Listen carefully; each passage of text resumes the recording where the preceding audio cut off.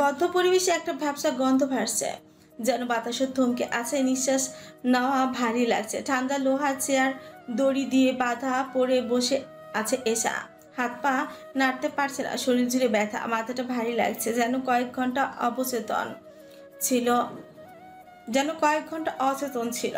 চোখ মেলে ধীরে ধীরে সামনে তাকাতেই সে দেখতে পায় এক চেনা মুখ, মিহরাজ। প্রথমে বুঝতে পায়নি, কয়েকবার চোখের পলক ফেলে, তারপর ঠিকই চিনে ফেলে। পাশে একজন কাজী দাঁড়িয়ে, আরেক পাশে মিহিরব। শুক্রবার দিন মাদ্রাসায় আলেমরা একটা বৈঠক ডেকেছেন কিছু তাফসির করতে। এসাকেও যেতে হয়। মেহনুরের যাওয়ার কথা ছিল, কিন্তু সে তো আর পারবে না যেতে। তাই এসা একাই এসেছে মাদ্রাসায়, কিন্তু মাদ্রাসায় আর পৌঁছতে পারে না। কয়েকজন নারী এসে তাকে জোর করে গাড়িতে তুলে নেয় ও মুখে কাপড় বেঁধে দেয়। একজন এখন তার জ্ঞান ফিরে জ্ঞান ফিরে চোখ খুলে সামনে স্পষ্ট দেখতে পায় মিহিরাজকে। প্রথমে তো চিনতে পারছিল না, বার কয়েক তাকে ঠিকই আন্দাজ করে নেয় এটা মিহিরাজ। এসা ঘুমিয়ে হচ্ছে, অস্পষ্ট গলায় বলে, কি হয়েছে রে বাবা?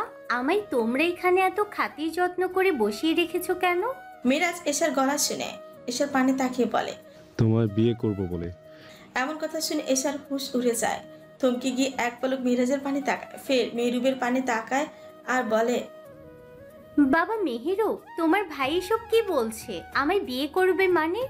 মিরাজ এক চিলতে হেসে বলে, আমার বোনকে যেমন তোমার ভাই কলঙ্কিত করেছে, তোমাকেও আমি আজ থেকে পদে পদে কলঙ্কিত করব এশা তালুকদার। এসা মেয়েরাজের কথা শুনে ভয় পায় না, উল্টো তার ছেলের হাসি দিয়ে বলে, স্বপ্ন দেখতে থাক বাবা মেহেরাজ, তুই ভুলে যাস না এহসান তালুকদারের বোন আমি। মেয়েরাজ কোনো কথা বলে না, চুপচাপ নিজের পিস্তল বের করে এসার কপালে ঠেকিয়ে বলে, মা, এসা বউ হবে একটু পর, তাই বাবাটার সাথে লাগিও না। এইসব পিস্তল দেখে বেশ ঘাবড়ে যায়, যদিও চালিয়ে দেয় মেয়েরাজ। এসাকে দেখতে পারছে না, দেখবে কি করে?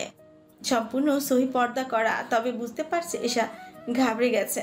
মেয়েরাজ এটা বুঝতে পেরে কাজী সাহেবকে উদ্দেশ্য করেই বলেন, শুধু করুন। কাজী সাহেব বলেন, জি শুরু করব। দেনমোহর কত দিব? মেয়েরাজ মেহরুবের দিকে তাকিয়ে বলে, যতই হোক ও তো আমার সাথেই থাকতে হবে এ জীবন, তাই কত দেওয়া যায় দেনমোহর বলো তো? একটু ভেবে বলে, 20 দিয়ে দাও। মেয়েরাজ এক পলক এসার পানে তাকিয়ে কাজীকে বলে, 20 লক্ষই দিয়ে দিন। কাজী মাথা নাড়িয়ে লিখতে শুরু করেন। এসা আমতা করে বলে, মেহেরাজ, ভুল করছো। এই জন্য তোমায় মৃত্যুর চেয়েও বড় শাস্তি পেতে হবে। ভালোই ভালোই ছেড়ে দাও আমায়। মেয়েরাজ বলে উঠছে, আমার মরণের ভয় নেই। তোমার ভাই যে নরপশু এটা আমি জানি, তার চেয়েও তাও শেষ চেষ্টা করলে ক্ষতি কি? এসা মেয়েরাজকে বলে, যত যাই করো, মেহেনুর শুধু আমার ভাইজানের। আমায় মেরে ফেললেও তুমি মেহেনুরকে পাবে না। আর ফেরত ভাতিজা। মেয়েরাজের খুব রাগ হয় এসার এমন কথায়।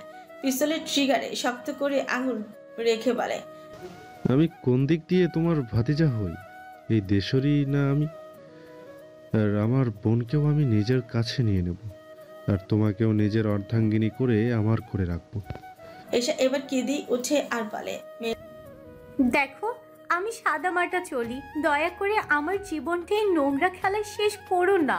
মেয়েরাজ তিক্ত হেসে বলে, আমার আমার বোনও সাদামাটা ছিল, কিন্তু তাও তোমার ভাই আমার বোনকে নিজের নোংরামিতে ফাঁসিয়েছে। এসা কিছুটা চিৎকার করে বলে, আমার ভাইজান মেহেনুরকে ভালোবাসে তাই বিয়ে করেছে, কিন্তু তুমি কেন এমন করছো?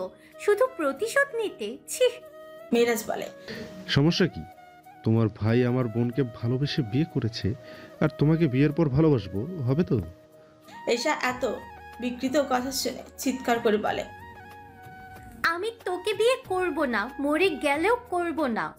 কাজী মেয়েরাজকে একটা পেপার এগিয়ে দিয়ে বললেন, সই করুন উভয়জনে। মেয়েরাজ পেপারটা হাতে নিয়ে একটু দেরি না করে বিসমিল্লাহ বলে সই করে দেয়। অতঃপর এশার দিকে এগিয়ে দিয়ে বলে, নাও, চুপচাপ সই করে নাও। এশা মেয়েরাজের কথায় তাচ্ছিল্য করে বলে, স্বপ্ন দেখ বাবা তুই, এটা স্বপ্নেই সম্ভব। এই বাবা ডাক শুনে মেয়েরাজের ভীষণ রাগ হয়। এক লাফে চেয়ার থেকে উঠে উক্ত চেয়ারেই জোরে লাথি মেরে এশার দিকে অগ্নি দৃষ্টিতে তাকিয়ে বলে, ঈশ্বর বাচ্চা, যদি আর একটা শব্দ ব্যয় করিস তো তোর জানাজা পড়বো এখানে। চুপচাপ সই করে নে আর আমার বেগম হয়ে যা। মেহেরাজের এমন রাগ দেখে এসব ভয় না পেয়ে উল্টো তচ্ছিল করে বলে। যা ইচ্ছা করে নে বাবা, আমি এটা করব না। মেহেরাজ নিজের পিস্তল বের করে বসে থাকা কাজীর মাথায় ধরে তাতে চেপে বলে, যদি সই না করিস তো এটাও যাবে, সাথে তুইও। এশার ভয় লাগে এবার, কারণ পুরুষ মানুষের বিশ্বাস নেই, কি থেকে কি করে ফেলে না জানে। নিজের জন্য ভয় লাগছে না, এশার কাজের জন্য ভয় লাগছে। এশা কাপা গলায় বলে, দাও। মেহেরাজ মেহরুবকে ইশারা করতে মেহরুব মাটিতে পড়ে থাকা বেড রেস্টি পেপারটা এশার হাতে তুলে দেয়, সাথে একটা কলম। এশা সই করতে নেয়, কিন্তু ওর হাত কাঁপতে থাকে, ভয়াবহ ভাবেই কাঁপতে থাকে। এশা কোনো রকম এই কলম বসাতেই পারছে না কাগজে। মেহেরাজ এশার এত সময় নিতে দেখে ধমক দিয়ে বলে, কি হলো, এত দেরি হচ্ছে কেন? এশা মেহেরাজের ধমকে কেঁপে ওঠে, বোকার মতো মেহেরাজের দিকে কাগজটা বাড়িয়ে দিয়ে বলে, এক কাজ করো, বিয়েটা যেহেতু তুমি নিজের প্রতিশোধের জন্য করছো, তাই আমার সইটা তুমি করে নাও। আমার হাত অবশ্যই এঁকেছে, সই হচ্ছে না। এশার এমন কথা শুনে মেহেরাজ মেহরুব দুজনে অবাক হয়ে একে অপরের দিকে তাকিয়ে থাকে। মানে সে নিজেই বিয়ে করবে? মেহেরাজ এশাকে এবার ধমক দিয়ে বলে, সাইন করবি না? আজকে উড়িয়ে দেব। মেহেরাজের কথায় কিছু বলে না, এসে চুপচাপ কাগজে সই করে দিল। তার হাত কাঁপছিল, কিন্তু সে নিজের সইটা শেষ করে মাথা নিচু করে রাখলো। মুহূর্তেই কাগজটা মেহেরাজের হাতেই চলে যায়। মেহেরাজ সেই কাগজ সামনে ধরে এক তৃপ্তির হাসি হাসল, যেন সে কোনো জয়ের মুকুট পড়েছে। কাজী সাহেব তখন তার ধীমান আওয়াজে বলে, এসব কবুল বলো মা। সোজা হয়ে দাঁড়িয়ে যায় এবং কাজী সাহেবকে এক রাগান্বিত দৃষ্টিতে তাকিয়ে বলে, এইসব কবুল বলার প্রয়োজন নেই। ওর কাজ ছিল আমায় বিয়ে করা, সে তো করে নিয়েছে, প্রতিশোধ পূর্ণ করে নিয়েছে। এশার কথা শুনে কাজী সাহেব কিছু বলার আগেই মেহরুবের দিকে তাকায় এবং রেগে গিয়ে বলে, এশা, এবার আমায় বাড়ি যেতে দাও, তোমার ভাই তো বিয়ে করে নিয়েছে, সব শেষ তো হলো। মেরাজের চোখে আগুন যেন আরো জ্বলে ওঠে, তার মনের অন্ধকারের আগুন বেমালুম জ্বলে উঠে। সে ধমক দিয়ে বলে, সব শেষ হয়নি। তোমার বিয়ে করে নিয়ে 4 বাচ্চার মা যতদিন না বানাচ্ছি ততদিন কিছুই শেষ হবে না। এশা শুনে থমকে যায়। সে এক মুহূর্তের জন্য কিছু বলার সাহস পায় না। তার চোখ বড় হয়ে যায়, যেন তাকে আরো কিছুক্ষণ সময় নিয়ে বুঝতে হচ্ছে। মেহেরাজের কথা শুনে তার মাথা একেবারেই খারাপ হয়ে যায়। সে ভাবতে পারেনি যে মেহেরাজ এমন কিছু বলবে। এটা কি বলছে সে? সে মনে মনে নিজেকে প্রশ্ন করে, কি এক অদ্ভুত শর্ত দিয়ে যাচ্ছে। আমি তো ভেবেছিলাম শুধু বিয়ে করে ছেড়ে দেবে, কিন্তু এটা কি হচ্ছে? এশার চোখে চরম শঙ্কা আর হতাশার ছায়া ঝলকাতে থাকে। তার কপালে কুণ্ডলি পাকানো, শোকের রেখা স্পষ্ট হয়ে উঠে। এশাকে অনেক ভয় দেখিয়ে শেষ পর্যন্ত বিয়ে করে নিয়েছে মেহেরাজ। বর্তমানে ওকে নিয়ে একটা এশাকে অনেক ভয় দেখিয়ে শেষ পর্যন্ত বিয়ে করে নিয়েছে মেহেরাজ। বর্তমানে ওকে নিয়ে একটা রিসোর্টে উঠেছে, কিন্তু এশার জ্ঞান নেই। অজ্ঞান করেই নিয়ে এসেছে। রিসোর্টের রুমে এসে এশাকে বিছানায় শুইয়ে দিয়ে গোসল করতে যায় মেহেরাজ। গোসল সেরে এসে যখন কক্ষে প্রবেশ করে তখনই ওর চোখে পড়ে ঘুমন্ত এশার দিকে। রিসোর্টের একজন মেয়ে কর্মীকে বলেছিল যেন এশার বোরকা খুলে দেয়। এশার পরনে হালকা নীল রঙের একটা থ্রি পিস। বিছানায় শুয়ে আছে ও, নিস্তব্ধ আর কোমল। নিঃশ্বাসের উঠানামায় বুকের কাপড় সামান্য কাঁপছে।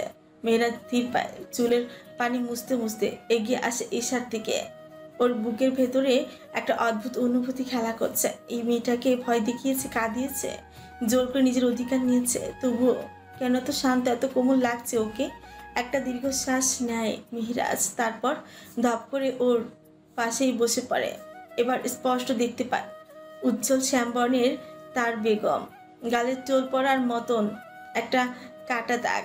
দেখে মনে হচ্ছে ঘুমের মধ্যে মুচকি হাসছে, যেন কোনো স্বপ্ন দেখছে, কিংবা হয়তো কেবল ওর মনের মায়ায় এমনটা মনে হচ্ছে।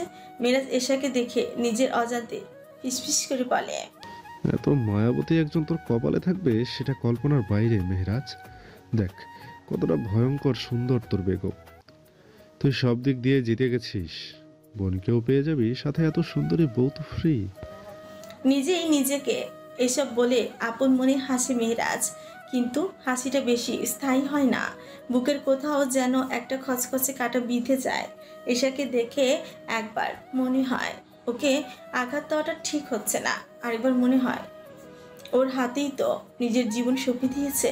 অতঃপর কি একটা মনে করে ঠোঁট কামড়ে হেসে নিজের ফোনটা হাতে নিয়ে এশার পাশে বসে কিছু মুহূর্ত ওর দিকে এক দুষ্টু দৃষ্টিতে তাকিয়ে থাকে। তারপর মলিন গলায় বলে, মাফ করো, আমি চাই না কখনই কোনো নারীকে অসম্মান করতে, কিন্তু এটা করতেই হবে।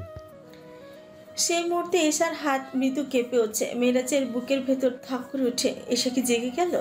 ও কিছুক্ষণের জন্য স্থির হয়ে বসে থাকে। না, এশা এখনো গভীর ঘুমে, কিন্তু মেরাজের হাত কাঁপতে শুরু করেছে। মনে হচ্ছে কোনো অজানা এক ভয় ওকে জড়িয়ে ধরেছে। এশাকে আঘাত দিতে গিয়ে যেন যে নিজেই আঘাত পাচ্ছে মেরাজ কাঁপা হাতে এশার শরীর থেকে আলতো করে কামিজ সরিয়ে নেয়। অতঃপর কিছু ছবি তুলে নেয়। ছবি তোলা শেষ হতে সাথে সাথে এশার জামা ঠিক করে দেয়। নিজের ওপর ঘৃণা লাগছে মেহরাজের এসব করতে, কিন্তু এটাই একমাত্র পথ এহসানকে থামানো, নয়তো এহসান আর ওকে এই দুনিয়ায় থাকতে দিবে না। মেহরাজ নিজের ফোন পাশে রেখে ধীরে ধীরে এগিয়ে যায় এশার দিকে এবং ওকে ভালো করে খুঁটিয়ে খুঁটিয়ে দেখতে দেখতে ওর দিকে ঝুঁকতে থাকে। ঠিক তখনই এশার জ্ঞান ফিরে। চোখ খুলে মেহরাজকে নিজের এত কাছে দেখে এশা কিছু মুহূর্তে চোখ বড় বড় করে তাকিয়ে থাকে ওর দিকে। তারপর কিছু বুঝে উঠতে না পেরে এক থাপড় বসিয়ে দেয় মেহরাজের গালে আর চিৎকার করে বলে, আমার অনুমতি ছাড়া আমায় দেখার অধিকার কে দিল? নরম হাতের হঠাৎ গরম থাপ্পড়কে মেরাজ এশার থেকে ছিটকে সরে যায় আর নিজের গালে হাত বুলাতে বুলাতে বলে, ভালো করে বললে পারতে না? এশা এসবে পাতা না দিয়ে যখন নিজের গায়ে ও না দেখতে পায় না, তখন বিশ্রীভাবে রেগে বলে, এই কাপুরুষের কাপুরুষ, আমার ওড়না কই? আমার বোরকা কেন খুলেছিস? এশার এমন গালাগালি শুনে মেয়েরাজ বেশ চটে যায়। মেয়ে মানুষ হয়ে এত গালাগালি কেন করবে?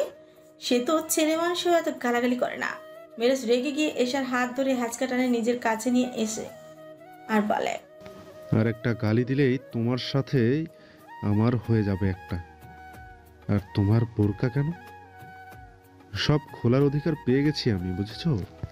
এশা রেগে দত চেপে বলে, বালের অধিকার পেয়েছো তুমি, জোর করে বিয়ে করেছিস। আমি এই বিয়ে মানি না। তুই আমায় কেন দেখলি বল? আমার মাহরম ছাড়া আমায় কেউ দেখেনি জীবনে, তাহলে এত বড় দায় আমার গায়ে কেন দিলি? মেরাজ রেগে ফুঁসে বলে, তোমার মাহরামদের বড় মাহরাম আমি, তাই এত দায় একে দেওয়ার কিছুই নেই। আর একটা গালি দিলে মুখ ভেঙে দেবো অসভ্য মেয়ে। এশা মেহরাজের চোখে চোখ রেখে বলে, মেয়েরাজ তুই কি আমার মুখ ভেঙে দিবি? তোর অস্তিত্বই মুছে দেবে আমার ভাইজান। শুধু জানুক তো একবার, তুই কাপুরুষ, এত বড় কাপুরুষই করেছিস। তার ছেলের হাসি দিয়ে এশার উপর ঝুঁকে বিছানা থেকে নিজের ফোনটা হাতে নিয়ে সেই ছবিগুলো এশার সামনে ধরে। এশার হাত পা কাঁপতে থাকে, যদিও ছবিগুলো অতটাও খারাপ না। তার বোরকা নেই, হালকা পেট দেখা যাচ্ছে, ওড়না নেই বুকে। এশার কাছে এর চেয়েও খারাপ কিছু হতে পারে না। এশা নিজের মুখ চেপে ধরে নিজের এমন অবস্থা দেখে মেনে তাচ্ছিল্য করে বলে, তোমার ভাইজান আসলে যদি যেতে চাও তো এই ছবিগুলো আমার সাথে সাথে বিদেশি যত ফ্রেন্ড আছে তারাও দেখবে। আর মনে রেখো, সাথে সারা দেশও। এশা নিজের মুখ চেপে চোখের পানি ছেড়ে দিয়ে শুধু হতভম্ব হয়ে একবার মেয়েরাজের দিকে তাকায় তো একবার নিজের ছবির দিকে। এশা আর ঠিক থাকতে পারে না, ঢুকরে কেঁদে বলে, কি করে পারলে এমন কিছু ভাবতে? আমার মতো তোমারও তো একটা বোন আছে। তুমি কি একবারও ভাবোনি সে যদি এমন কিছু শিকার হতো তার কেমন লাগতো? মেয়েরাজের খুব খারাপ লাগে এশার এই অবস্থা দেখে। সে সত্যি এমন করতে চায়নি, কিন্তু এশাকে নিজের করে নেওয়া সাথে মেহনুরকে ফিরিয়ে নিতে এটা প্রয়োজন। মেয়েরাজ এশাকে শান্ত গলায় বলে, এসব তোমার ভাইজানের কাছ থেকে আমার বোন হয়তো এর চেয়েও ভয়ঙ্কর পরিস্থিতির শিকার হচ্ছে। কেঁদে উঠে বলে, আমার ভাইজান মেহনুরকে হয়তো এখনো ভালো মতো ছোঁয়নি, আর এত বড় অপবাদ দিচ্ছ? মেয়েরাজ রেগে ফেটে পড়ে বলে, তুমি কি তাদের কক্ষে প্রবেশ করে তা দেখেছো যে এত সাফাই গাইছো? এশা কান্না করতে করতে দুপাশে মাথা নাড়তে নাড়তে দাঁত দিয়ে ঠোঁট চিপে কান্না আটকানোর চেষ্টা করে বলে, মেহনুরের কাপড় বদলানোর প্রয়োজন হলে ভাইজান সব সময় আমায় নিয়ে যেত, আমিই বদলে দিতাম। এসব কিছুই ভাইজান তোমার বোনের সাথে করেনি, সে তো যত্নের চেয়েও যত্ন রেখেছে। চমকে গিয়ে বলে। তাহলে আমার বোন তোমার ভাইয়ের বাচ্চার মা হলো কিভাবে? এশা চোখের জল মুছে মাথা নাড়িয়ে বলে। এসব মিথ্যা, এসব কিছু হয়নি। মেহনুর আমায় সব বলে, সব মিথ্যা। এই বলে এশা নিজের কপাল চাপড়ে কেঁদে উঠে অন্যের বোনকে তার ভাইজান জোর করে বিয়ে করেছিল, আর আজ একই ঘটনা তার সঙ্গে আরো নির্মমভাবে ঘটল। তার শ্লীলতাহানি অবধি হয়ে গেল। এশাকে এমন অবস্থায় কাঁদতে দেখে মিরাজ ওকে বুঝিয়ে বলতে নেয়। দেখো তুমি যতটা খারাপ। আর কিছু বলতে পারে না মিরাজ, সাথে সাথে তার গালে আরো একটি থাপ্পড় পড়ে যায়। এশা নরম হাতের দাঁত চেপে চিৎকার করে বলে।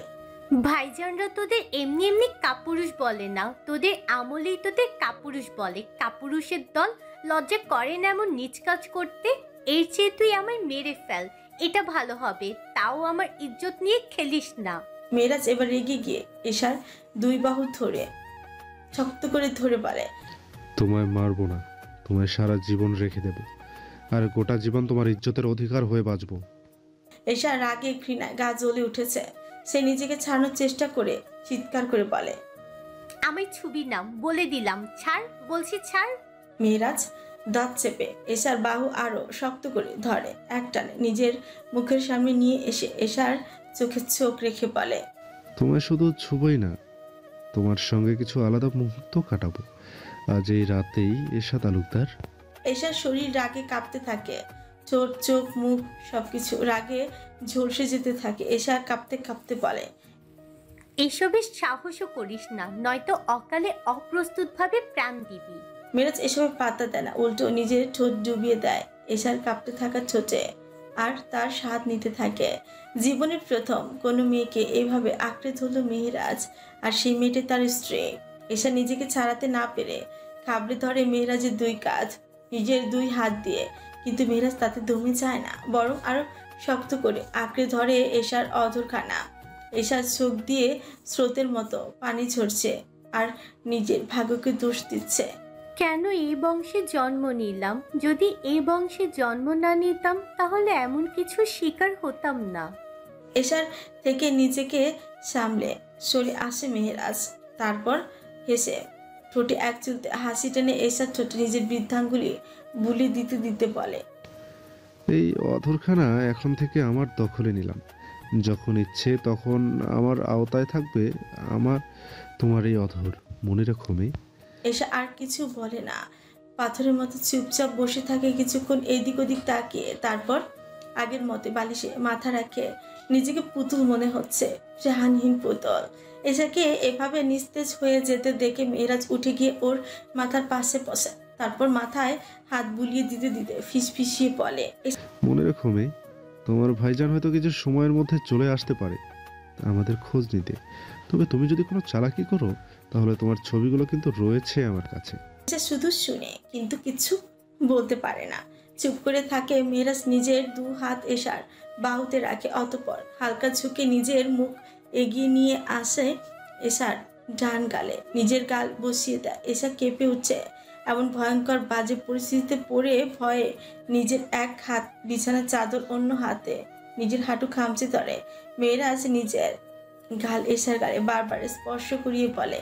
মনে রেখো, তুমি এখন থেকে আমার স্ত্রী, তাই ভুলেও ভাইজানের সাথে যেতে নিও না, নয়তো। এশা এবার মুখ খুলে বলে। নয়তো কি আমায় নিজের বিদেশি বন্ধুদের কাছে বিক্রি করে দেবে? মেহেরাজের ভেতর থক করে উঠছে। সে ভালো করে বুঝতে পারে এশা তাকে ঠিক কতটা ঘৃণ্যভাবে নিজের চোখে দেখেছে। মেহেরাজ এশার গালে নিজের ঠোঁট ছুঁয়ে বলে। না, তবে বিক্রির যে কাজটি ভেবেছো সেই কাজটি আমি নিজেই স্বয়ং সম্পূর্ণ করব। এশার তীব্র ঘৃণায় কেঁপে উঠছে, তারপর কঠিন গলায় বলে। ভোগ করা শেষে তালাক দিবে আমায়? মেহেরাজ এশার এমন উক্তি শুনে হেসে উঠে একইভাবে এশার গালে নিজের ঠোঁট স্পর্শ করিয়ে বলে। তুমি স্ত্রী হও আমার স্ত্রী ভোগের পাত্রী নয়, ভালোবাসার পাত্রী হয়, তাই ইহকালে তোমাকে তালাক দেওয়া অসম্ভব। এশা আর কোনো কথা বলে না, চুপ হয়ে যায়, যেন পুরো ভেতরটা ফাঁকা হয়ে গেছে। প্রাণ নেই কোথাও। মেরাজ এশাকে ছেড়ে দেয় না। বিছানায় এশার পাশে শুয়ে পড়ে, শুধু পাশে শুয়ে না, এশাকে শক্ত করে আঁকড়ে ধরে, পেছন থেকে ওর ঘাড়ে মুখ গুজে ফিসফিসিয়ে বলে, একদম নড়ো না। জীবনের প্রথম আমি নারীর সংস্পর্শে এসেছি, তাই আমায় তোমাতে হারিয়ে যেতে দাও। এশা এবার চিৎকার করে উঠে মেরাজ হাত খাবড়ে ধরে বলে, আমায় ছাড়, কাপুরুষের কাপুরুষ, ছাড় বলছি, নয়তো থাপড়িয়ে গাল লাল করে দেব। মেরাজ এশার এমন গালি শুনে তাকে আর শক্ত করে জড়িয়ে ধরে ওর ঘাড়ে নাকে মুখ বুলিয়ে দিতে দিতে বলে, চুপচাপ শুয়ে থাকো মেয়ে, নয়তো আমি আমার পুরুষত্ব দেখিয়ে দেব। এশা ছটফট করতে করতে কান্নায় ভেঙে পড়ে। ছাড় আমায়, ঘৃণা করছে, তোর হারাম স্পর্শ আমায় ছুঁয়েছে, ছাড় বলছি। মেরাজ এবার আর না পেরে এশাকে এক টানে নিজের দিকে ঘুরিয়ে নেয়।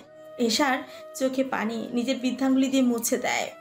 অতঃপর কিছুক্ষণ পর ওর মুখের দিকে তাকিয়ে থাকে। হঠাৎই এশার বুকে মাথা গুজে দেয় মেহেরাজ। এসব মেহেরাজকে নিজে থেকে ছাড়ানোর জন্য ছটফট করে, কিন্তু মেহেরাজ তাকে শক্ত করে ধরে রাখে। এসে চিৎকার করে মেহেরাজকে নিজে থেকে সরিয়ে নিতে চায়, কিন্তু তা সম্ভব হয় না। মেহেরাজ আর শক্ত করে ওকে জড়িয়ে ধরে ফিসফিস করে বলে, বউ এমন করো না, তোমার বুকেই তো আমার শেষ ঠাঁই। অন্যদিকে মেহনু রান্নাঘরে ব্যস্ত। এহসান ঘুমিয়ে আছে, তার জ্বর কিছুটা কমেছে, তবে এখনো পুরোপুরি সেরে ওঠেনি, তাই আজ কাজে যায়নি। মেহনুর আস্তে আস্তে কক্ষে প্রবেশ করে। এহসানের প্রশান্ত মুখ দেখে বোঝা যায় সে গভীর ঘুমে তলিয়ে আছে। নিঃশব্দে বিছানার কাছে এগিয়ে যায় মেহনুর। বালিশের পাশ থেকে ধীরে ধীরে হাত বাড়িয়ে এহসানের ফোনটি তুলে নেয়। ভেতরে এক অজানা ভয় কাজ করছে, কিন্তু তা সত্ত্বেও হাত কাঁপতে কাঁপতে ফোনের লক খুলে ফেলে। এহসান এত গভীর ঘুমে আছে যে কিছুই টের পায় না। ফোন হাতে নিয়ে মেহনু রান্নাঘরে ফিরে আসে। বুক ধুকধুক করছে। দেরি না করে দ্রুত মেহরুবের নাম্বারে ফোন দেয়। সে ভেবেছিল হয়তো কিছুটা স্বস্তি পাবে, কিন্তু মেহরুব যা বলো তা শুনে দম বন্ধ হয়ে এলো। বুকের ভেতর এক অজানা শূন্যতা নেমে এলো। মেহরুব স্পষ্ট বলে দেয়, এশাকে বড় ভাইজান বিয়ে করেছে। এই এক বাক্যে যেন পায়ের নিচের মাটি সরে গেল। মেহনুর কিছুতেই মেনে নিতে পারছে না কতটা ভয়ঙ্কর মৃত্যু দেবে এহসান মেহেরাজকে। এহসান যদি জানতে পারে তাহলে কি করবে আল্লাহই জানেন। আর বেচারি এশার সাথেই বা কি ঘটলো। জোর করে বিয়ে করা মানে কতটা যন্ত্রণা, কতটা নিঃস্ব হয়ে যায় একজন মানুষ, কতটা ঘৃণা জমে যায় তার অন্তর্গহীনে। মেহনুর খুব ভালো করে জানে, কিন্তু এখন বড় প্রশ্ন, এহসান কি বাঁচিয়ে রাখবে মেহেরাজকে? যদি সত্যিটা জানতে পারে। মেহনুরের সারা শরীর কাঁপতে থাকে। পায়ের নিচের জমিন যেন ধসে গেছে, চারপাশের পৃথিবী অন্ধকার হয়ে আসছে। রিসোর্টে যেই কক্ষে এশাকে নিয়ে উঠেছিল মেহেরাজ, সেই কক্ষের অন্য একটি চাবি দিয়ে প্রবল রাগে ফেটে পড়ে প্রবেশ করে এহসান। কক্ষে ঢুকে মেহেরাজকে দেখে যেন রক্ত টকবগিয়ে ফুটতে শুরু করে তার শরীরে। তার আদরের ছোট বোন, তার কলিজার টুকরো, যে কিনা কোনো হারাম পুরুষের সামনে কখনো মুখ প্রদর্শন করেনি, আজ এক পরপুরুষ তার বুকে নিবিড়ভাবে জড়িয়ে আছে। এহসানের দেহে যেন আগুন ছড়িয়ে পড়ে। শির দ্বারা বরফ বলতে শুরু করলো ক্ষোভের তাপে। এক মুহূর্ত দেরি করে না, বজ্রকণ্ঠে গর্জে উঠে সে, কুত্তার বাচ্চা, তোর সাহস হয় কি করে? এই দুনিয়া কাঁপানো চিৎকার শুনে এশা চোখ মূর্তি খুলে যায়। সেও যেন তন্দ্রা থেকে বেরিয়ে আসে, যদিও পুরোপুরি জেগে উঠতে পারছে না। চোখের পাতা ভারী লাগছে, মাথাটা দুলছে, ঠিক যেন ঘোরের মধ্যে আছে। তার নিজের ইচ্ছাতে চোখ বন্ধ হয়নি, বরং তাকে জোর করে এই অবস্থায় রাখা হয়েছে। তার দেহ অবশ, কারণ তাকে অজ্ঞান করে রাখা হয়েছিল। তবু এই চিৎকারে সে কিছুটা সম্বিত ফিরে পেল। অন্যদিকে মেয়েরাজ তখনও এশার বুকে মাথা রেখে চোখ বন্ধ করে আছে, কিন্তু সে জেগে আছে, সব শুনছে, সব বুঝছে। তবু সে নড়ছে না, কিছু বলছেও না, বরং আরো শক্ত করে জড়িয়ে ধরেছে এশাকে, যেন মৃত্যুর আগ মুহূর্ত পর্যন্ত তাকে ছাড়বে না। এহসান মুহূর্তের জন্য থমকে গেল তাতে কিচ্ছু আসে যায় না। সে কি বেঁচে থাকতে অন্য কোনো হারাম পুরুষ তার বোনের শরীর স্পর্শ করবে? অসম্ভব। ক্ষোভ আর ঘৃণার বিস্ফোরণে মেহেরাজের দিকে ঝাঁপিয়ে পড়ে এহসান। নিজের শক্তিশালী বাহুতে মেহেরাজের ঘাড়ে চেপে ধর এক টানে টেনে বের করে আনলো এশার শরীর থেকে। এশা ছিটকে গিয়ে কাঁপতে লাগে। সে ভয় কাঁপছে না, কাঁপছে আতঙ্কে। এহসান যদি সত্যি মেহেরাজকে মেরে ফেলে, সে জানে মেহেরাজ খারাপ নয়। মেহেরাজ এসব করেছে নিজের বোনের জন্য, শুধু মেহনুরের জন্য। সে জানে মেহনুরের দুই ভাই নিজেদের বোনের জন্য কতটা পাগল, কতটা উন্মাদ হতে পারে। এহসান রাগের জ্বালায় অগ্নিশর্মা হয়ে আছে। সে এক ঝটকায় মিরাজকে ছিটকে সরিয়ে দিল। তারপর এশার দিকে তাকিয়ে দেখে তার গায়ে ওড়না নেই। তার রাগ তখন চরম পর্যায়ে পৌঁছে যায়। নিজের শরীর থেকে চাদর খুলে এক ঝটকায় এশার গায়ে জড়িয়ে নেয়। তারপর রক্তাভ চোখে মেয়েরাজের দিকে তাকে গর্জে উঠে বলে, তুই আমার কলিজায় হাত দিয়েছিস? এই সাহস পেলি কোথা থেকে? এবার আর সহ্য করতে পারলো না এহসান। মেয়েরাজের দিকে তেড়ে যেতে নিল, কিন্তু ঠিকই তখনই এশা পাগলের মতো কাঁদতে কাঁদতে তার কোমর জড়িয়ে ধরে। এশা বিছানায় বসে কাঁদতে কাঁদতে নিজের শেষ শক্তি দিয়ে এহসানের কোমর জড়িয়ে ধরে বলে, ভাইজান, আল্লাহর ওয়াস্তে ওকে ছেড়ে দাও। ও খারাপ কিছু করেনি, নিজের বোনের জন্য এইসব করেছে। দয়া করে এমন কিছু করো না যাতে তোমার মেহনুর তোমায় চিরকাল ঘৃণা করে। মেয়েরাজ বিস্মিত হয়ে গেল। এই মেয়ে, এটা কি বলেছে? সে কি সত্যি তার জন্য প্রাণপণ আকুতি জানাচ্ছে? এহসানও থমকে গেল, কিন্তু এত সহজে শান্ত হওয়ার মানুষ সে নয়। সে এশার হাত সরিয়ে দিয়ে বিছানায় বসে এশার সামনে, তারপর এশার মাথা নিজের বুকে চেপে ধরে গভীর আদুরি গলায় বলে, কাঁদিস না, তোর ভাইজান এখনো বেঁচে আছে। বল, তোর সাথে কিছু খারাপ করেছে? বল, তোর ভাইজান আছে তোর জন্য। এহসান এশার গাল থেকে অশ্রু মুছে দিতে দিতে বলে, কাঁদবি না, কেঁদে নিজেকে দুর্বল করবি না। তুই এহসান তালুকদারের বোন, ভেঙে পড়া তোর জন্য নয়। প্রয়োজনে তুই নিজে ওকে কোপাবি আমার বদলে। এই কথা শুনেই এশা আঁতকে উঠে সে এহসানের দু হাত শক্ত করে চেপে ধরে কাঁদতে কাঁদতে মাথা নাড়িয়ে বলে, না ভাইজান, ওকে তুমি মারবে না। ও কিছু করেনি আমার সাথে। আমি আমি ওর সাথেই থাকবো। এবার এহসান ক্রোধে জ্বলতে জ্বলতে মেয়েরাজের দিকে তাকিয়ে বলল। তুই কি ভয় দেখিয়েছিস আমার বোনকে? বল। মেয়েরাজ তার চোখ ছোট করে তাকিয়ে বলল, ভয়? আর তোমার বোন? অসম্ভব কথা বলছো এহসান তালুকদার। এহসান গর্জে উঠে সে তেড়ে গেল মেহেরাজের দিকে, কিন্তু এশা আর সহ্য করতে পারল না। সে চিৎকার করে বলে উঠল, ভাইজান, ও তোমার মেহিনুরের একমাত্র আপন। তুমি যদি ওকে মেরে ফেলো তবে তোমার মেহিনুর তোমাকে কোনোদিন ক্ষমা করবে না। এই কথায় থমকে গেল এহসান, কিন্তু তবুও সেই কঠিন গলায় বলল, আমার নারীর আপন শুধু আমি, এর মরাতে কিছু যায় আসে না। পরপর কয়েকটা চর বসিয়ে দিল মেহেরাজের গালে, কিন্তু মেহেরাজ একটাও ফিরিয়ে দিল না। এহসান যখন ঘুষি মারতে গেল তখনই মেহেরাজ ঠোঁটের রক্ত মুছে বলে উঠে, এহসান তালুকদার, যদি আমার কিছু হয় তবে তোর বোন সারা জীবন কলঙ্কিত হয়ে থাকবে। এই কথা শুনে এহসান আর সহ্য করতে পারল না। সে এত জোরে খুশি মারলো যে মেয়েরাজের ঠোঁট কেটে রক্ত ঝরতে লাগলো। এসব ভয়ে কাঁপতে কাঁপতে এগিয়ে এগিয়ে এহসানের বাহু চেপে ধরে বলল, ভাইজান, দয়া করে ছেড়ে দাও, দয়া করে। মেয়েরাজ নিজের ঠোঁটের রক্ত মুছে নিল নিজের বৃদ্ধা আঙ্গুলি দিয়ে। তারপর এক ঝটকায় এশাকে নিজের বাহুর মধ্যে নিয়ে বলল, এহসান, এত নাটক কেন করছিস এহসান তালুকদার? তুই আমার বোনকে জোর করে বিয়ে করেছিস, আমিও তোর বোনকে জোর করে বিয়ে করেছি।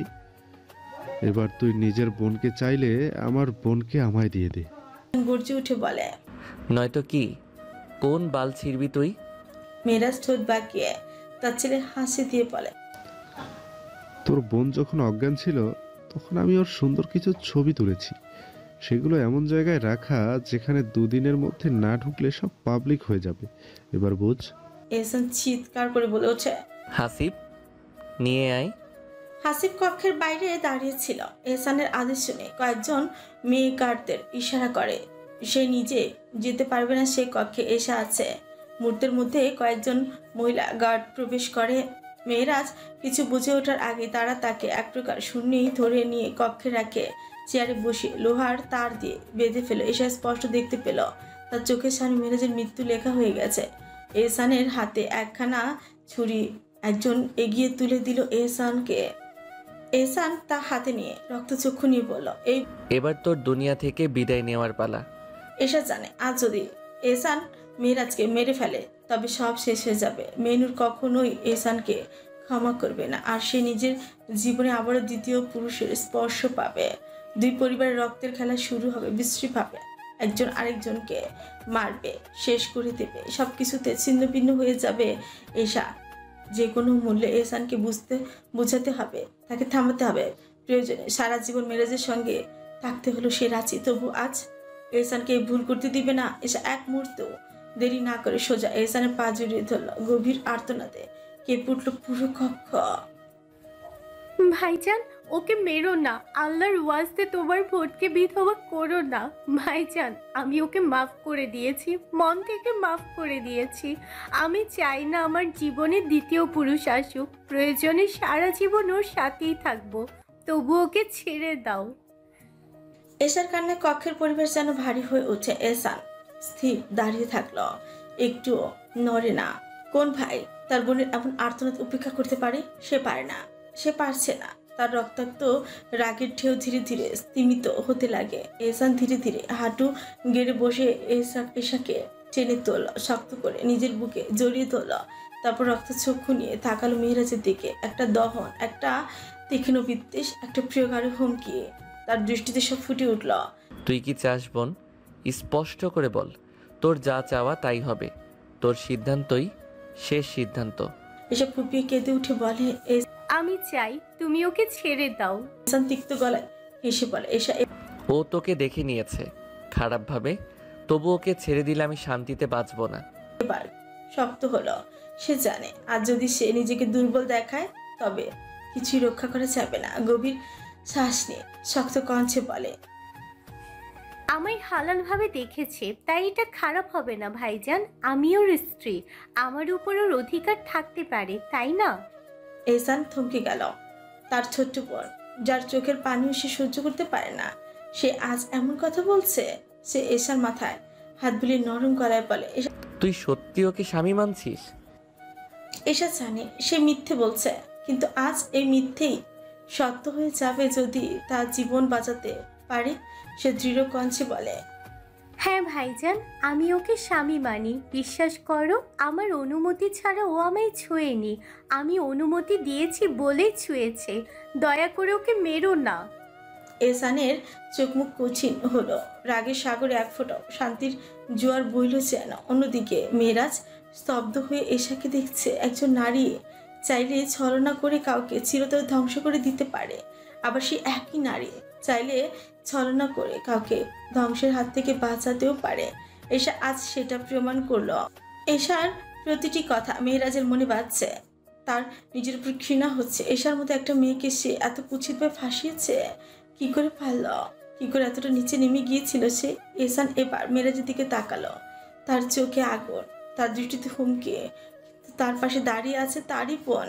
এহসান রক্তচক্ষু নিয়ে মেহেরাজের দিকে তাকিয়ে বলল, কি রে কাপুরুষের বাচ্চা, পারবি তো আমার বোনকে সুখে রাখতে? মেহেরাজ চমকে উঠল, কিন্তু নিজেকে দ্রুত সামনে নিয়ে আগের মতো গম্ভীর কণ্ঠে বলল, তোমার বোনকে সামলানোর ক্ষমতা আমার আছে, তাই নিশ্চিন্তে ওকে আমার হাতে তুলে দাও।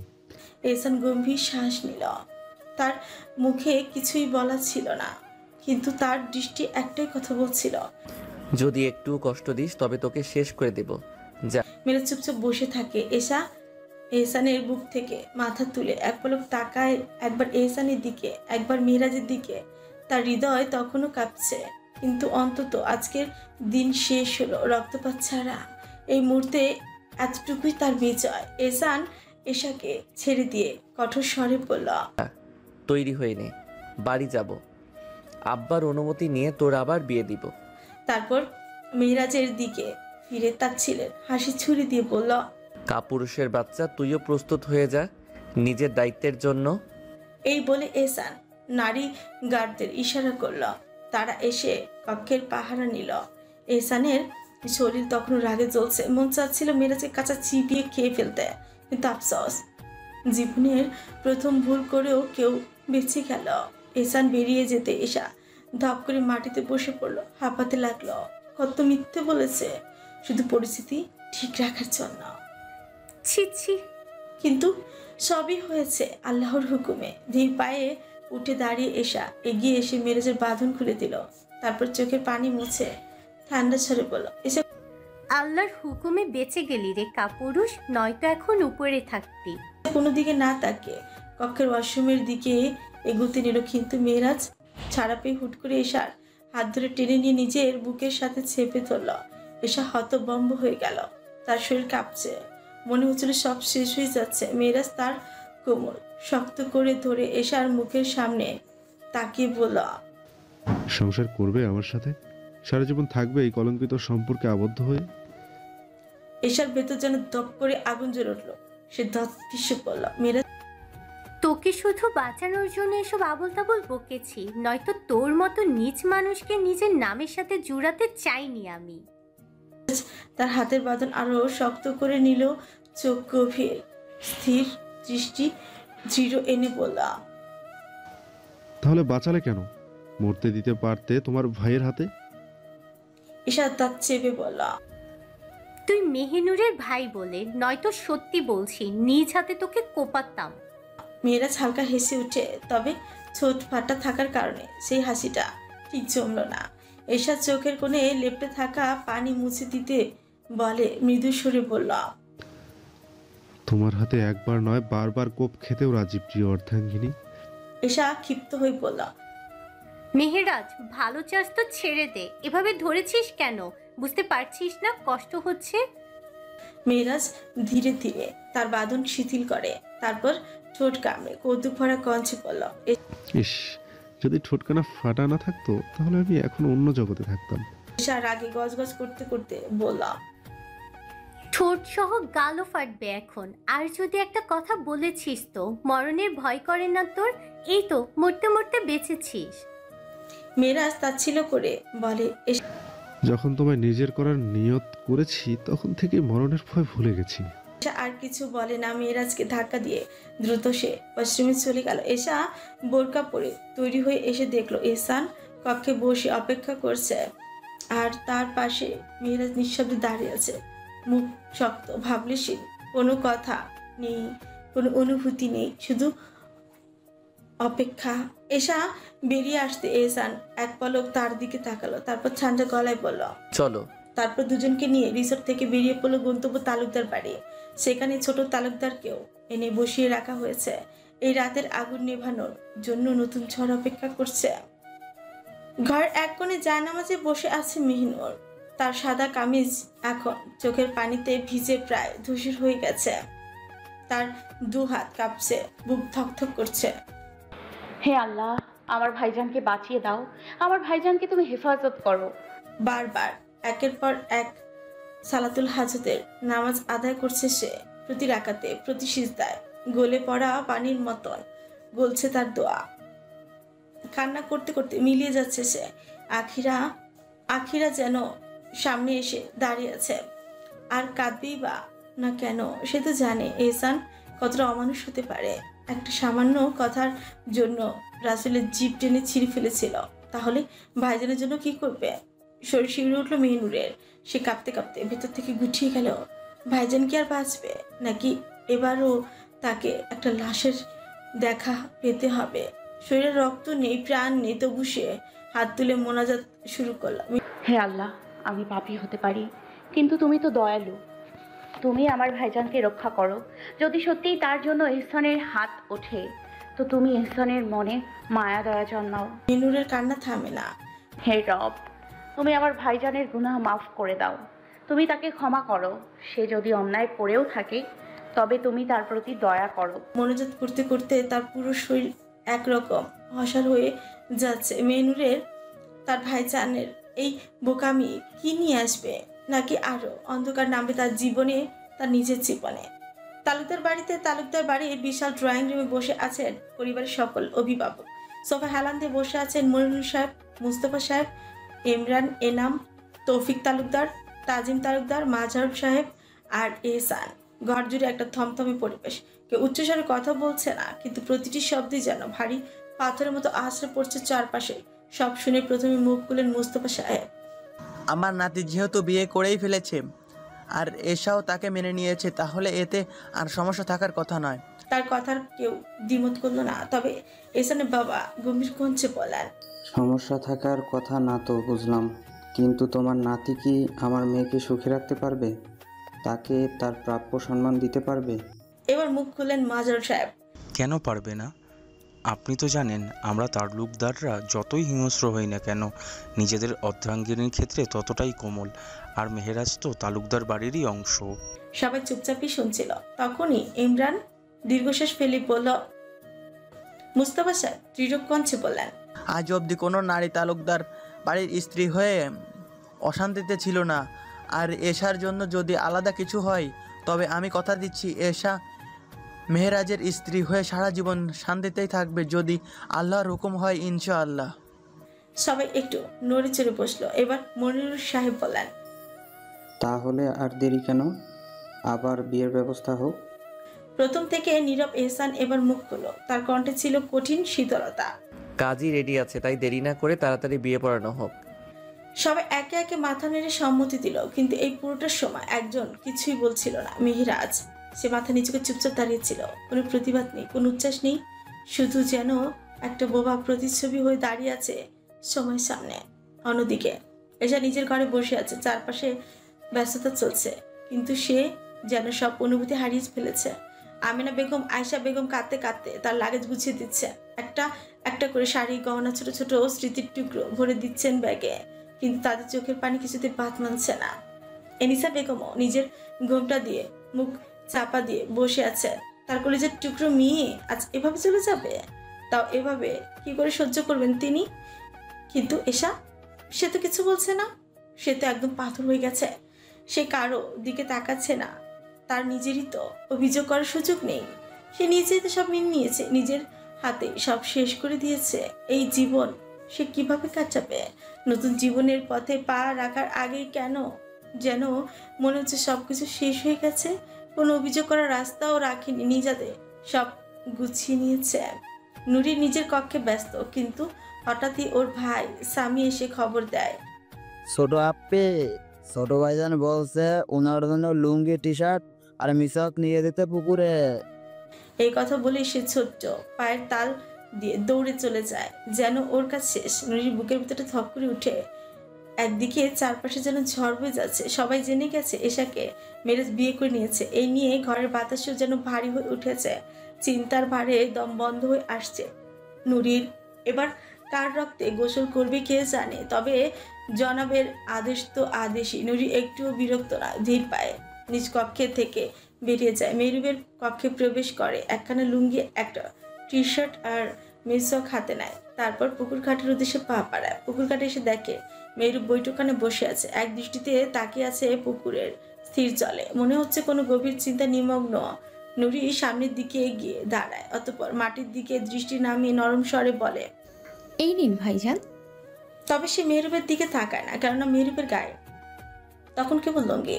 যদিও এ দৃশ্য সে আগেও দেখেছে, তবুও কেন জানো আজও লজ্জার শিহরণ বয়ে যায় সারা শরীরে। মেহরুব হাত বাড়িয়ে মিসওয়াক নিয়ে নেয়, তবে টি শার্টের লুঙ্গি জন্য বলে, এগুলো তোর কাছেই রাখ। নুরি বিস্মিত হয়, মুখ তুলে তাকায় মেহরুবের দিকে আর বলে, এখানে রেখে যাই। মেহরুব দাঁড়িয়ে গিয়ে নরম কণ্ঠে বলে, নুরি কেন চলে যাবি? বস, আমি গোসল সেরে নিই। অবাক হয়, কিন্তু কিচ্ছু বলে না। সুযোগ পেয়েই তো গেল এক মনে মেহরুবকে দেখার, তাই মাথা নাড়িয়ে বলে, মেহরুব আচ্ছা, আপনি গোসল করে নিন, আমি আপনার কাপড় ধুয়ে নিয়ে যাব। মৃদু হেসে বলে, তুই শুধু বসলেই হবে। নুরি নিজের হাতে থাকা নিজের প্রিয় পুরুষের টি শার্ট আর লুঙ্গিখানা কোলে নিয়ে বৈঠকখানে বসে পড়ে। মেহরুব তখন পুকুরের সিঁড়ি বেয়ে নিচে নামছে, মিসওয়াক করতে করতে তাকিয়ে থাকে আকাশের দিকে। নুরি তখন নিজের মাহারামকে এক দৃষ্টিতে দেখছে। কি এক অদ্ভুত প্রশান্তি কাজ করছে ভেতরে। হঠাৎই সে প্রশ্ন করে, আচ্ছা মেহরুব ভাই, ভাইজান কি সত্যি এসা ফুপুর সঙ্গে সংসার করবে? মেহরুব গায়ে সাবান মাখতে মাখতে তাকায় নুরির দিকে। অবশ্যই করবে, কেন করবে না? নুরি দীর্ঘশ্বাস ফেলে। মেহরুব না মানে সে তো বদলা নিতে বিয়ে করেছে, তাই জিজ্ঞেস করলাম। মুচকি হেসে বলে, বিয়ে যার কারণেই হোক না কেন, এখন এসা ভাইজানের বেগম, আর তালুকদার বংশের মেয়েরা সব সংসারী। নুরি মনে মনে ভাবে, যদি আমিও মেহরুব ভাইয়ের স্ত্রী হতে পারতাম, যদি আমিও মুক্তাকি জীবন গড়তে পারতাম ওর সঙ্গে। কিন্তু সে কিচ্ছু বলে না। নুরি কিছুক্ষণ চুপ থেকে বলে, আচ্ছা মেহরুব ভাই, একটা কথা বলি, রাগ করবেন না তো? মেহরুব তখন সিঁড়িতে দাঁড়িয়ে উপরে তাকায়, কিছুক্ষণ সে থাকে নুরির দিকে। বল। নুরি একটু হাসে, তারপর বলে, ভাইজান তো বেগমের অধিকারী হয়ে গেলেন, আপনি কি বিয়ে করবেন না? মেহরুব মৃদু হাসে, ভাইজানের আগে আমি বিয়ে করেছি, আমি বেগমের অধিকারীও হয়েছি। আমার বেগম আমার সামনেই বসে আছে, নুরি বিস্ময় হা করে তাকিয়ে থাকে। সেই কি মেহরুবের বেগম? এই কথায় তার বুকের ভেতর কেমন যেন এক ঝলক সুখের বাতাস বইতে শুরু করে। চুপচাপ বসে থাকে কিছুক্ষণ, তারপর মুচকি হেসে নেয় এক গভীর শ্বাস। মেহরুব পুকুরে ডুব দিয়ে উঠে। নুরি দ্রুত কয়েক ধাপ নেমে তার দিকে লুঙ্গি এগিয়ে দেয়। মেহরুব চুলের পানি ছেড়ে ফেলে, আর সেই পানি এসে পড়ে নুরির মুখে। নুরি চোখ মুখ বন্ধ করে ফেলে, সাথে সাথে আর মুখ কুচকে বলে, মেহরুব ভাই দেখে চুল ঝাড়ুন। মেহরুব নুরির বাচ্চাদের মতো করে মুখ বাড়ানো দেখে মৃদু হাসে, তারপর হাত বাড়িয়ে লুঙ্গি পরে নেয়। নুরি তখনও চোখ বুঝিয়ে রাখে যতক্ষণ না নিশ্চিত হয় যে মেহরুব কাপড় পরে নিয়েছে। মেহরুব লুঙ্গি পরে বলে, টি শার্টটা দে। নুরি এগিয়ে দিতে গিয়েও থেমে যায়। মেহরুবের চুল তখনও ভেজা, সে যদি এখন টি শার্ট পরে তাহলে সেটাও ভেজে যাবে। নুরি বিরক্তি নিয়ে বলে, মেহরুব ভাই আপনি এমন করেন সব সময়, চুল ভেজা রাখেন আর তাই কাশি লেগে থাকে। এই বলে সে নিজের ওড়নার এক পাশে এগিয়ে দিয়ে বলে, নিন মাথা মুছে নিন, তারপর টি শার্ট পরুন। মেহরুব এক মুহূর্ত চুপ করে থাকে, তারপর মাথা নিচু করে নেয় নুরির ওড়না, ধীরে ধীরে মাথা মুছে নেয়। নুরির হাত পা কাঁপছে, নিজের মাহরাম এতটা কাছে কিন্তু সে স্থির থাকার চেষ্টা করে। মেহরুবের হাতে টি শার্টটা দিয়ে নুরি মেহরুবের কাপড়গুলো ধুয়ে নেয়। মেহরুব কাপড় পরে এক দৃষ্টিতে তাকিয়ে নুরিকে দেখতে থাকে, তারপর নিজেও একটু নেমে অজু করে নেয়। নুরি কাপড় ধুয়ে উঠতেই যাবে, তখন মেহরুব বলে, অজু করবি না? মাগরিবের আজান হয়ে যাচ্ছে। মেসওয়াক নিয়ে আসি ঘর থেকে। মেহরুব তখন নিজের মেসওয়াকটা দেখিয়ে বলে, নুরি আমারটা দিয়ে কর, অসুবিধে নেই। বিস্ময় তাকিয়ে থাকে, এ কি নিজের মেসওয়াক পর্যন্ত ওকে দিয়ে দিচ্ছে? কি হয়েছে তার? মেহরুব ভাই এমন করছে কেন? নুরিকে চুপ থাকতে দেখে মেহরুব বলে, কি রে, করবি না? নুরি নিজের ধ্যান থেকে বেরিয়ে এসে বলে, হ্যাঁ হ্যাঁ করব, কেন করব না। এই বলে মেহরুবের হাতে তার ধোয়া কাপড়গুলো দিয়ে সিঁড়ি বেয়ে নিচে নেমে যায়। নুরি কোনো দ্বিধা ছাড়াই নেয় মেহরুবের মেসওয়াক, নিজের মুখে তুলে নেয়। এবার অজুর জন্য প্রস্তুত হয় সে, আর মেহরুব এক দৃষ্টিতে তাকিয়ে থাকে তার দিকে। কেন জানে আজকাল এই মেয়েটার সঙ্গে সময় কাটাতে তার ভীষণ ভালো লাগে। একদিন এই মুখ না দেখলে বুকের ভেতরে শূন্য শূন্য লাগে। এশার পর এশা আর মেহরাজের দ্বিতীয়বারের মতো বিয়ে হয়েছে। এখন সে ছোট তালুকদার বাড়ির নববধূ। মেহরাজের কক্ষে বসে আছে নিঃশব্দে। এদিকে সবাই মেনুরকে দেখতে চায়, কিন্তু এহসান স্পষ্ট জানিয়ে দিয়েছে, যেদিন তোমাদের মেয়ে আমায় মেনে নেবে সেদিনই তোমরা ওর সাক্ষাৎ পাবে। আর তোমাদের মেয়ে তো আমার হাতে তুলে দিয়েছো, এখন কোনো ক্যাচাল পাকিও না। মেনুর অবস্থা শোচনীয়। কি করবে কিছু বুঝে উঠতে পারছে না। সারাদিন জায়নামাজে বসে কেঁদেছে, কান্নায় ভিজেছে তার সাদা ওড়না, ভিজেছে জায়নামাজের প্রান্ত। ও নামাজ শেষে যখন ও শান্তি পেল না, তখন চুপচাপ ছাদে চলে এসেছে। এই ছাদটা খুব ছোট্ট, এদিকে দেয়াল ভাঙা, অন্যদিকে পুরনো গাছের শেওড়া এসে ঢেকে রেখেছে ছাদের এক কোণ। শীতল বাতাসে পাতাগুলো নড়ে, ফিসফিস করে যেন কিছু বলতে চায়। তবু এই ছাদটা তার খুব প্রিয়। মেনুর ছাদে দাঁড়িয়ে আকাশের দিকে তাকিয়ে ফিসফিস করে বলে, আল্লাহ তুমি আমার ভাইজানকে রক্ষা করো, রক্ষা করুন।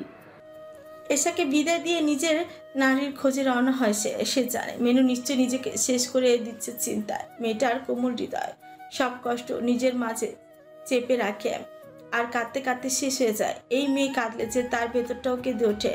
সকালবেলা এহসানের ঘুম ভাঙার পর রান্নাঘরে গিয়ে দেখে মেনুর কাঁপছে, ছোটমুট শুকিয়ে আসছে। হঠাৎ এমন অবস্থা দেখে মেনুরকে দেখে সে জিজ্ঞেস করেছিল, কি হয়েছে, এমন করছিস কেন? ভয় কাঁপতে কাঁপতে মেনু সরে যেতে চাইলে এহসান এমন কথায় কিন্তু শক্ত পায়ে দাঁড়িয়ে থাকা পুরুষটিকে উপেক্ষা করা এত সহজ নয়। তার ঠোঁট কাঁপছিল, গলার স্বর ভেঙে আসছে। মেহনুর ভয়ের তাড়নায় বলে ফেলে, আপনি আপনি আমার ভাইজানকে কিছু করবেন না, এশাকে ভাইজান বিয়ে করে নিয়েছে।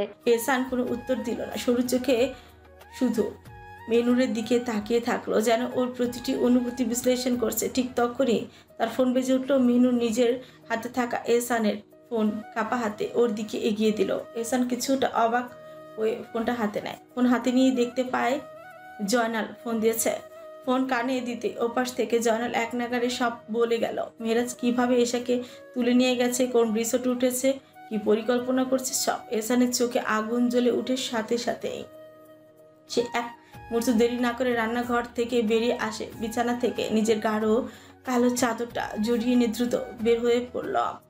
উদ্দেশ্য সেই রিসর্ট। এরপর থেকে মেনুরের এমন অবস্থা, তার মাথায় একটাই কথা আসছে, এহসান বাঁচিয়ে রাখবে তো তার ভাইজানকে? বাগান বাড়ির গেট খুলে ঢুকে এহসান প্রথমেই পুকুরের দিকে তাকায়, বুক ধপ করে ওঠে। মেহিনুর এখানে নেই। সাধারণত পুকুর পাড়ে বসে থাকার অভ্যাস ছিল ওর, কিন্তু আজকে কোথাও দেখা যাচ্ছে না। অস্থিরতা গ্রাস করলো এহসানকে।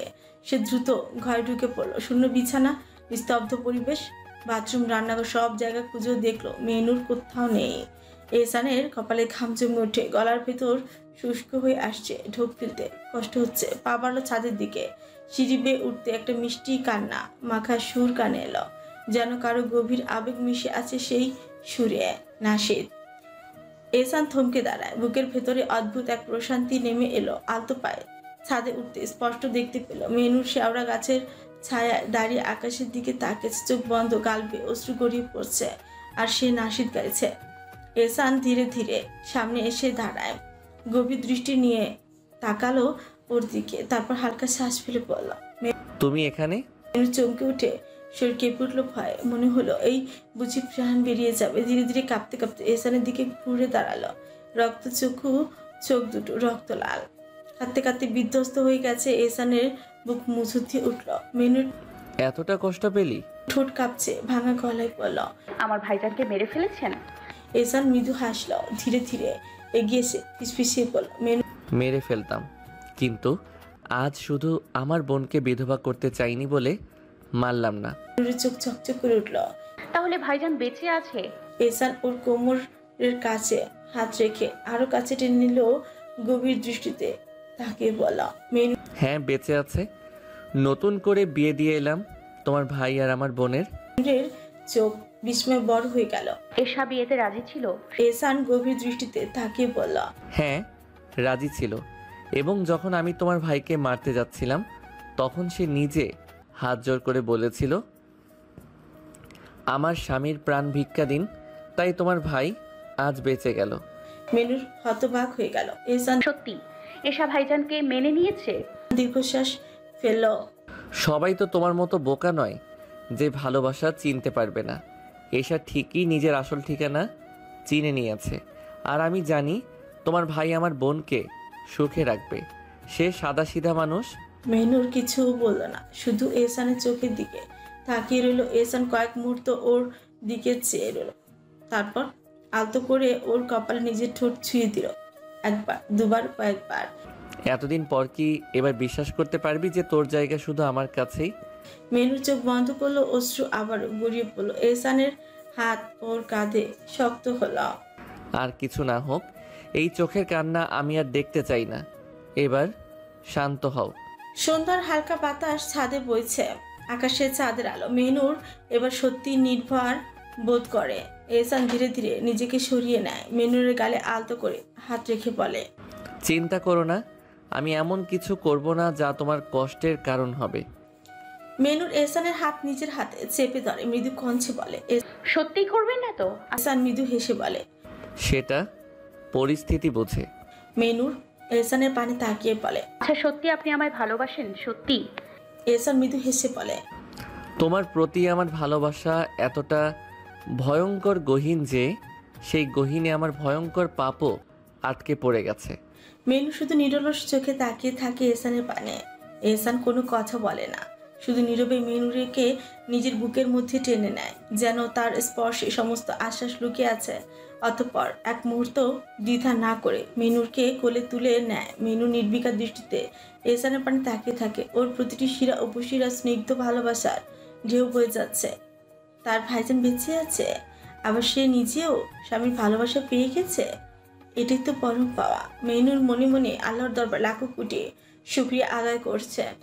এহসান মেনুরকে ঘরে এনে নামিয়ে দিয়ে আদেশে শুরু করলো, যাও খাবার নিয়ে এসো। মেনু রান্না করেই রেখেছে, কাঁদতে কাঁদতে রান্না করেছে, কারণ জানে এহসান আসামাত্র খাবার চাইবে, যদি না থাকে হাজারো অসভ্য কথা বলবে, তাই আগে ভাগে সব তৈরি করে রেখেছে। রান্নাঘরে গিয়ে প্লেটে খাবার তুলে নিয়ে আসে সে। এদিকে এহসান ফ্রেশ হয়ে এসে ক্লান্ত দেহ নিয়ে বিছানায় বসে। শরীরের জ্বর, তবু দিন পর দৌড়ঝাঁপের পর এখন একটু প্রশান্তি লাগছে। মেনুর ধীরে ধীরে খাবার নিয়ে এসে এহসানের সামনে বসে আর খাবার তুলে ধরে এহসানের মুখের সামনে। এক হাতে ফোন ঘাটছে এহসান, অন্য হাতে বেগমের হাত থেকে খাবার নিচ্ছে। খাবার তোলার সময় কাছের চুরির টুংটাং শব্দ ঘরে এক নরম আবহ তৈরি করছে, যা এহসানের মনকে অদ্ভুত এক প্রশান্তিতে ভরিয়ে দিচ্ছে। হঠাৎ এহসান হেসে বলে, মেহনুর, চলো আজ আমরা আমাদের বাসরটা সম্পূর্ণ করে নিই। এমন কথা শুনে মেহনুর চোখ বড় বড় করে তাকায়। মুহূর্তেই তার গাল লাজে রাঙা হয়ে উঠছে, চোখ মুখে লজ্জার ছাপ স্পষ্ট, দাঁতের দশ চেপে বলে, স্বপ্ন আর বাস্তব এক নয়, তাই স্বপ্নের কথা স্বপ্নেই বলুন, বাস্তবে নয়। এহসান ফোনের স্ক্রিনে চোখ রেখে মুচকি হেসে বলে, এই স্বপ্ন একদিন এমন বাস্তব হবে যে দেখবি তুই আমার 3 সন্তানের মা হয়ে গেছিস। এই কথা শুনে মেহনুরের কান গরম হয়ে যায়, চোখ কপালে তুলে রাগী কঞ্চে বলে, আর একটা অসভ্য কথা বললে আমি এক্ষুনি ঘুমিয়ে যাব। নিজের খাবার নিজে খাবেন। এহসান মেহনুরের দিকে তাকে দৃঢ় গলায় বলে, আজ রাত ঘুমানোর জন্য নয় জান, আজ রাত আমাদের ভবিষ্যৎ পরিকল্পনা বাস্তবায়নের জন্য। মেহনুর ক্ষিপ্ত হয়ে এহসানের মুখে খাবারের টুকরো চেপে ধরে বলে, এহসান ছি ছি, এত অসভ্য। নির্লিপ্ত হাসে। এসা মেহরাজের ঘরে রয়েছে, মেহরাজের বউ সেজে, ঠিক যেমন তার ভাবিরা মেহনুরকে সাজিয়েছিল। শাড়ি পরা, হাতে মেহেদি, মেকআপ করা, সবকিছুই ছিল, কিন্তু সে আজ কিছুই রাখেনি, সব ধুয়ে ফেলেছে। রাগে সমস্ত সাজগোজ মুছে ফেলেছে, শাড়ি খুলেনি, পরে রয়েছে। তার লাগেজের চাবি আনতে ভুলে গেছে, বাড়ি ছেড়ে রেখে এসেছে। এসব বেলকুনিতে দাঁড়িয়ে আছে আর নিজের অন্ধকার ভাবছে। ঠিক তখনই কক্ষের দরজা খুলে মেরাজ ভিতরে প্রবেশ করে। ঘরে ঢুকে মেরাজ এশাকে দেখতে না পেয়ে দীর্ঘশ্বাস ফেলে, বেলকুনিতে এগিয়ে যায়। সেখানে গিয়ে দেখে এশা পেছন দিক দিয়ে দাঁড়িয়ে আছে। চাঁদের আবছা আলোয় আরো আবেদনময় লাগছে তার বেগমকে। মেরাজ কিছু না বলে পেছন দিক দিয়ে এশাকে জড়িয়ে ধরে, ঘাড়ে ঠোঁট ঠেকিয়ে দেয়। এশাকে হঠাৎ এমনভাবে আঁকড়ে ধরায়, ঘাবড়ে যায় সে। তবে তার শরীর অবশ হয়ে যায়, কিছুই করতে পারে না। মেরাজের স্পর্শ তাকে স্তব্ধ করে দেয়। কিছু সময় পর নিজেকে সামলে নেওয়ার চেষ্টা করে এশা। এরপর নিজের কোমর থেকে মেহরাজের হাতটা শক্ত করে খামচে ধরে বলে, শয়তান, এত সাহস হয় কই থেকে আমায় জড়িয়ে ধরছিস? মেহরাজ এশার শক্ত খামচির পর তাকে ছেড়ে দেয়, মুচকি হাসি দিয়ে বলে, আল্লাহ, এত ভয়ঙ্কর মেয়ে মানুষ তুমি। এশা মেহরাজের দিকে এক টুকরো দৃষ্টিতে তাকিয়ে থাকে। মেহরাজের চোখে মেহেদি রাঙানো, হাতে এলোমেলো চুলে তার শ্যামবর্ণের মায়া মায়া মুখখানা এক অন্যরকম সুন্দর লাগছে, যে সৌন্দর্য তার আত্মাকে মুগ্ধ করে তুলছে। মেহরাজ কিচ্ছু না বলে এশার গালে হাত রেখে বলে, বিশ্বাস করো বউ, তোমার মতো এত সুন্দরী বউ আমি কখনো কল্পনাও করিনি। এশা মেহরাজের হাত এক ঝটকায় সরিয়ে দেয়। তুই যে নেশা করে এসে এসব বলছিস আমি ভালো করে বুঝতে পারছি। আমি সুন্দর না, আমি কালো। মেহরাজ এশার কোমর জড়িয়ে নিজের কাছে টেনে এনে এক দৃষ্টিতে বলে, তুমি শুধু সুন্দরী না, তুমি মায়াবতী, রূপবতী, আর সাথে অসভ্যবতী, যে নিজের স্বামীকে গালাগালি করে। এশা দাঁত চেপে বলে, কিসের স্বামী তুই? তোর মতো এক ইবলিশকে আমি আমার স্বামী হিসেবে মেনে নিব এ কথা ভাবছিস কি করে? তুই একটা কাপুরুষ, আর তোকে গালাগালি করলে মন শান্ত হবে। তুই গালি শোনার যোগ্য। মেহরাজ এশাকে আরো নিজের সঙ্গে টেনে ধরে বলে, তাহলে চলো পুরুষত্ব দেখিয়েই দেই, এত কাপুরুষ কাপুরুষ যখন বলছো। চিৎকার করে বলে, ছাড় বলছি কুত্তা, আমায় ছাড়। মেহরাজ মুচকি হেসে বলে, বউ এত পাগলামি করো না, নয়তো তোমার ঠোঁটও আমার মতো ফাটা থাকবে। এশা রেগে হাত উঁচিয়ে মেহরাজের থুতনি চেপে ধরে বলে, তোকে বাঁচানোটা আমার মারাত্মক ভুল হয়েছে। এখন দেখছি তুই আমায় জ্বালিয়ে খাবি। মেহরাজ এশার হাত ধরে নিজের থেকে ছাড়িয়ে বলে, হ্যাঁ গো বউ, তোমায় আমি একটু একটু করে সারা জীবন জ্বালিয়ে খাবো, সারা জীবন, মনে রেখো। এশা মেহরাজকে ধাক্কা দিয়ে বলে, তোর মতো কাপুরুষের সাথে আমি সারা জীবন থাকলে তো। মেহরাজ এশার কথায় ঠোঁট কেটে হেসে বলে, এত করে কাপুরুষ বলো না, পরে দেখবে 3-4টে বাচ্চার মা হয়ে গেছো এই আমি কাপুরুষের দ্বারা। মেহরাজ আর কিছু বলতে পারে না, টাস করে চর বসিয়ে দেয় এশা মেহরাজের গালে। মেহরাজ এশার থাপ্পড় খেয়েও কোনো প্রতিক্রিয়া দেখায় না, উল্টো এশা যে হাত দিয়ে থাপ্পড় মেরেছিল সেই হাত ধরেই চুমু দিতে থাকে। এসব বেশ বিপদেই পড়ে যায়। এই পুরুষ এত ঘাটতার আর নির্লজ্জ হয় কি করে? মেরাজ এবার এশাকে ছেড়ে দেয়। কম দখল তো গেল না তার উপর, তাই যন্ত্রণা দিয়ে লাভ নেই। এশা মেরাজের হাত থেকে ছাড়া পেয়ে এক মুহূর্ত সেখানে দাঁড়িয়ে না থেকে কক্ষে চলে আসে, বিছানায় বসে যায়। মেরাজও পিছু পিছু কক্ষে আসে। এশা মেরাজকে বলে, আমার লাগেজের তালা ভেঙে দে, আমি কাপড় বের করব।